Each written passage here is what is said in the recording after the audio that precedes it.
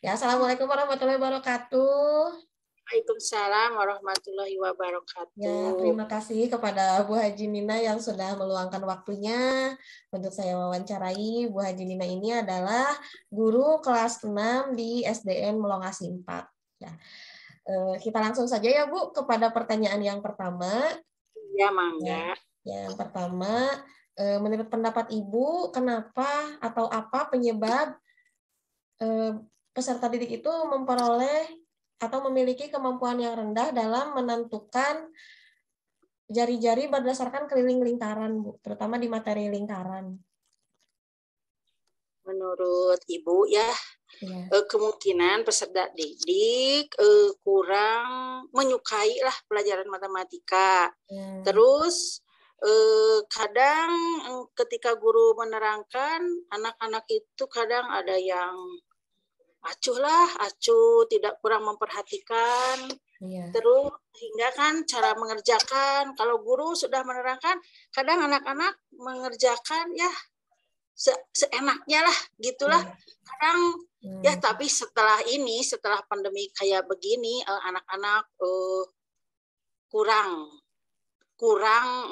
berminat kayaknya matematika, karena matematika susah, terus anak-anaknya kurang berminat, sehingga kan ya kemarin kan pelajarannya online kan. Iya, Ya, online 2 tahun ya Bu ya. Itulah ya.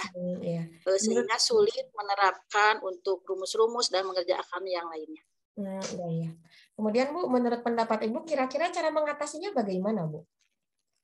Cara mengatasinya sebaiknya terjun langsung ya ke benda nyata, tentang mencari yang ya disebutkanlah ini, yang namanya jari-jari ini, yang namanya ini gitu ya. Atau kalau tidak mungkin kita bisa melihat video. Ya. Oh iya. Ya, itulah menurut Ibu. Iya, kalau selanjutnya Bu, kalau menurut pendapat Ibu, kenapa kemampuan menulis siswa kelas 6 itu masih rendah Bu, terutama di teks eksplanasi? Peserta didik kurang memiliki minat baca, ya. Iya. Kebanyakan ya kurang lah minat baca, cuma kalau melihat buku itu kadang melihat gambarnya aja. Iya. Terus sehingga kemampuan untuk menulis sangat rendah, apalagi dalam membuat teks eksplanasi. Membaca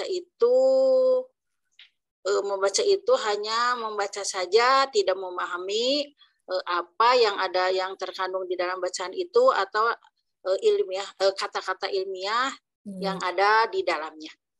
Iya. Menurut Ibu, kira-kira cara mengatasinya bagaimana, Bu? Mengatasinya sebaiknya diadakan ya minimal lah 15 menit sebelum belajar harus diadakan membaca. Terus membaca secara terbimbing agar peserta didik bertambah kosakatanya.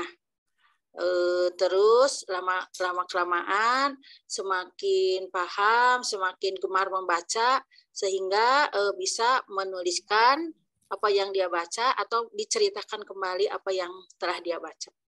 Ya.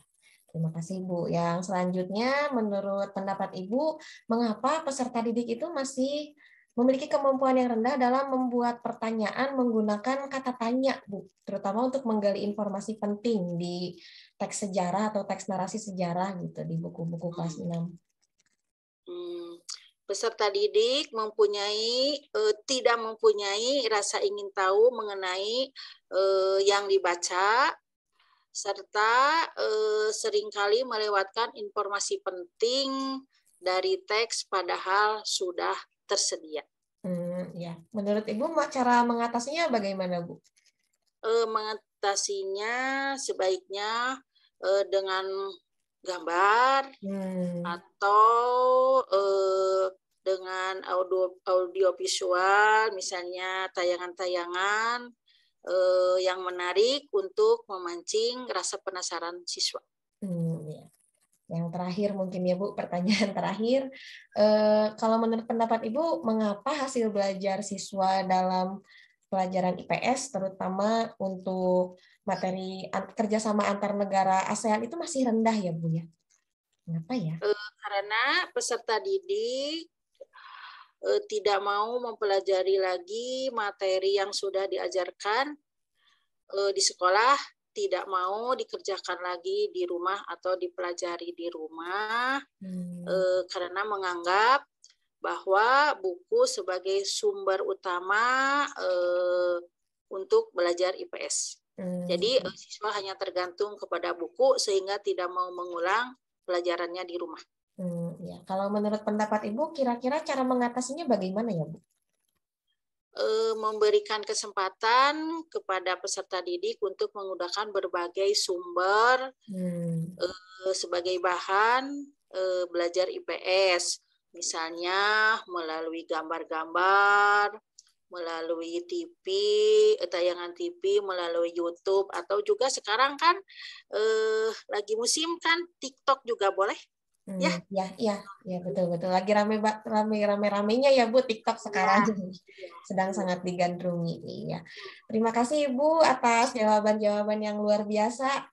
Sangat real gitu. Ibu hanya mampu segitu. Nggak apa-apa Bu, terima kasih sekali sudah meluangkan waktunya. Mohon maaf kalau saya masih ada kekurangan dalam menanyakan ke Ibu.